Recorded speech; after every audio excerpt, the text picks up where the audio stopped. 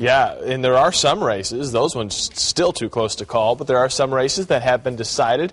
And the question now is, what happens next? Because these are, after all, simply primaries. We still have the November elections to get to. ABC 15's Steve Coos joins us live to kind of break down the big congressional races for us, the big ones that we've been watching since yesterday, and now we have final decisions. Steve. Well, Kirk, there really weren't a whole lot of surprises in the regular congressional district races. Breaking down the 3rd district for everybody, last night it pretty much came down to Ben Quayle and his opponent Steve Moak. But, of course, Quayle ended up besting Moak by a few thousand votes. So here is what the outlook is now for the general election coming up here in November. If we can bring up that graphic. It's going to be Republican Ben Quayle versus Democrat opponent John Hulbert. Now, we should mention here, Hulbert actually got about 10,000 more votes than Quayle did on the Democratic side. But, of course, Hulbert was the only Democratic candidate going for the District 3 seat. Here was Quayle's reaction last night when we revealed just how close the results were. Take a listen.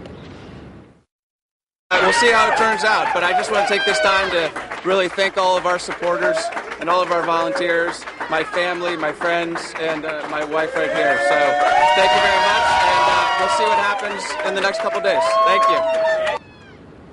So what does Quayle need to prove to the general public by November? Well, he needs to prove that he has some sort of political experience. Right now he doesn't have a whole lot, although his father is former Vice President Dan Quayle. He's also come out saying that he wants to secure the border and really shake things up in Washington. Of course, a lot of people say those types of things here in Arizona, and that is things that Democratic opponent John Hulbert will need to attack in this upcoming election. Hulbert also needs to get his face out there and really let his issues be known to the general public.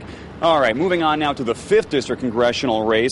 That is now looking like it's going to be Democrat Harry Mitchell pitted against Republican David Schweikert. Mitchell much more experienced, and Schweikert needs to show that he has the better ideas in this case. And also, Schweikert needs to come out and give some real-world solutions to the problem of immigration here in the state of Arizona. Also, the races for governor and Senate, we will get to those coming up in just a bit. Kirk? All right, Steve, thank you for that. You know, we are watching